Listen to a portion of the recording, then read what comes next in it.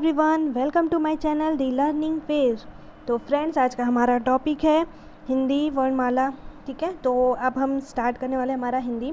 ठीक है, तो साइंस और मैथ के साथ साथ हमारा हिंदी भी रहेगा। तो अभी ये भी लेके चल रहे हैं, फिर और भी बाकी के सब्जेक्ट एक दो और स्टार्ट हम करेंगे। ठीक है, तो चलिए हम देख लेते हैं। हिंदी वर्णमाला में हमारा आज का पहला क्लास है।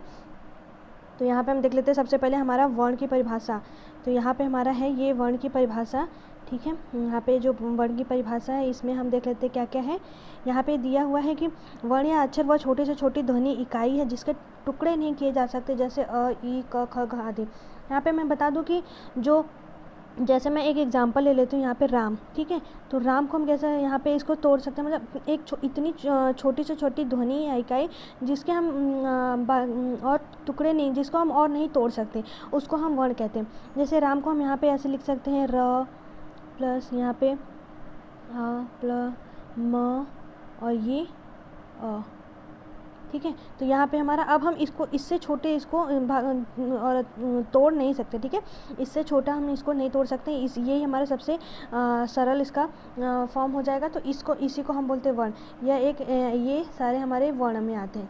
ठीक है, जैसे हमने यहाँ पे लिया अ, ई, क, ख, ग, क्योंकि अब हम इसको क को नहीं तोड़ सकते। क को क हम और अ ऐसे ही लिख सकते हैं, इसको और छोटा नहीं कर सकते। यही हमारा है, तो इसी को हम अपना वर्ण कहते हैं। ठीक है, चलिए हम आगे देख लेते हैं हमारा वर्णमाला की परिभाषा। वर्णमाला में क्या होता है कि देखते हैं कि यहाँ पे दिया है किसी भी भाषा में वर्णों के व्यवस्थित समूह को वर्णमाला कहते हैं।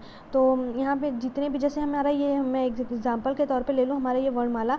ठीक है, तो वर्णमाला एक कहते हैं वर्ण हमारा, तो मैंने बोला था कि जिसको हम तोड़ नहीं सकते वो हमारा वर्ण होता है। जैसे प हो गया, क हो गया, प हो गया, क हो गया, र जो भी है, आ सब, तो वो हमारे वर्ण होते हैं। तो वर्णों के व्यवस्थित समूह को, जो हमारा परिभाषा में ले लेती हूँ, इसके एक देखिए ये एक व्यवस्थित समूह है, तो इसी को हम वर्णमाला कहते हैं। ठीक है, तो ये हमारे जितने ये सारे हैं ये हमारे वर्णमाला में आते हैं।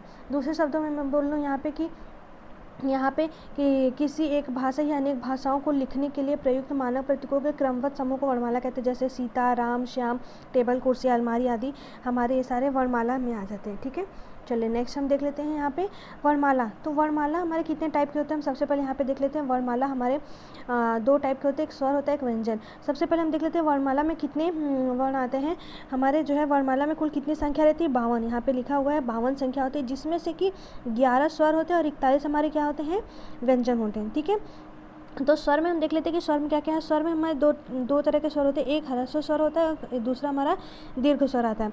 ह्रस्व स्वर में हमारे 4 रहते हैं और दीर्घ में 7 वर्ण आते हैं, अ, ई, उ, री। ठीक है, ये हमारे ह्रस्व स्वर हैं। दीर्घ में आ, बड़ा आ, बड़ी ई, बड़ा उ, ए, ओ और हमारा औ।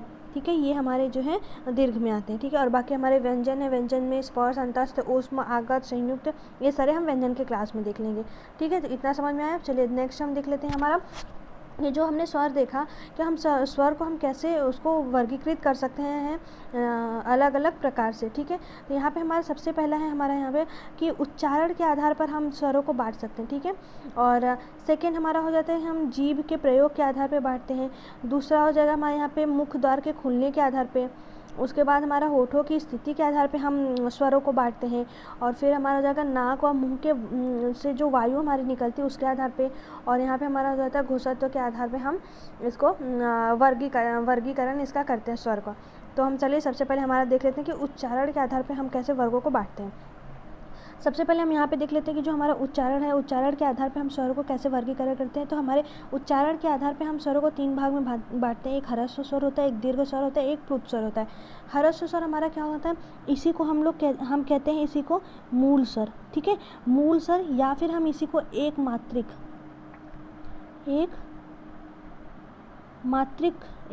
स्वर कहते हैं। हमारा ये जो दीर्घ स्वर होता है इसको हम क्या बोलते हैं, इसको हम बोलते हैं द्विमात्रिक। यहाँ पे द्विमात्रिक स्वर इसको बोलते हैं। और प्लुत स्वर होता है, इसको हम बोलते हैं त्रिमात्रिक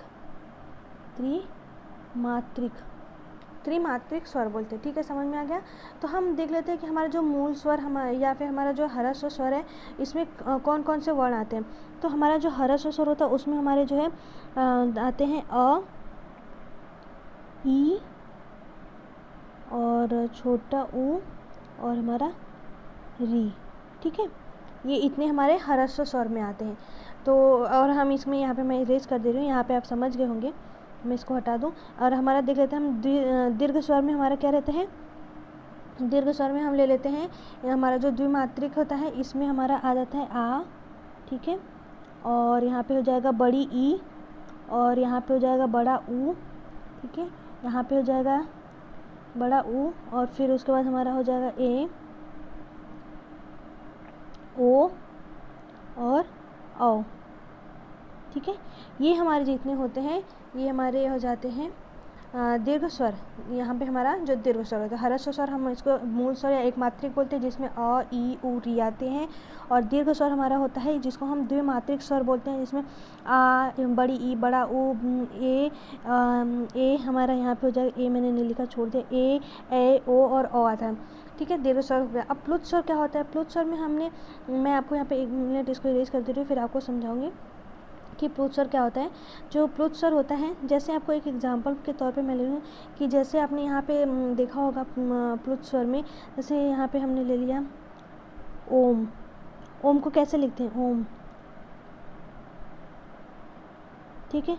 ओम को एक ऐसे हम लोग लिखते हैं, यहाँ पे ओम को ऐसे लिख सकते हैं।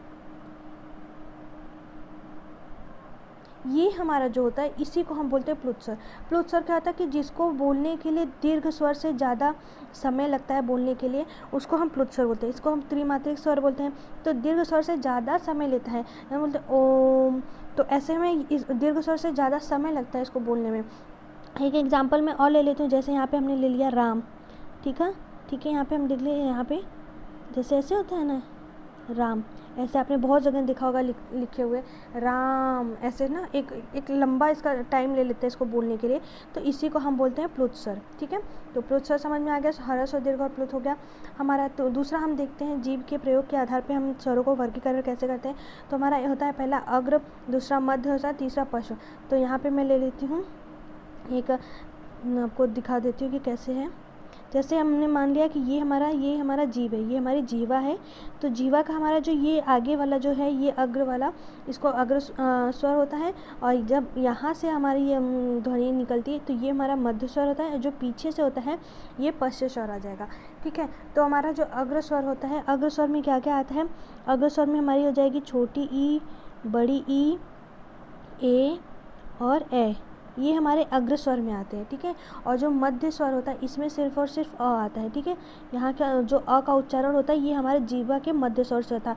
और ई, जो छोटी ई, बड़ी ई, ए और ए का जो उच्चारण है ये हमारे जीभ के आगे स्थान से। इसको आप एक बार बोल के सारी चीज़ें देखेंगे ना तो आपको समझ में आ जाएगा, ठीक है। तो यहाँ पर हम देख लेते हैं पश्च स्वर में क्या होता है। पश्च स्वर में हमारा हो जाता है बड़ा आ, यहाँ पे बड़ा आ हो जाएगा, उसके बाद हमारा हो जाएगा ऊ, ठीक है, फिर बड़ा ऊ यहाँ पे, और उसके बाद हमारा हो जाएगा ओ, ठीक है, और औ। ये हमारे हो जाते हैं पश्च स्वर, जिसका उच्चारण, इनका उच्चारण हमारे जीवा के पिछले भाग से होती है, तो इनको हम पश्च स्वर बोलते हैं। आपके एग्जाम्पल में ऐसे क्वेश्चन पूछ सकता है, क्योंकि 4 ऑप्शन दे देगा, इसमें से पूछ लेगा कि मध्य स्वर कौन सा है या पश्च स्वर कौन सा है, ये बताइए।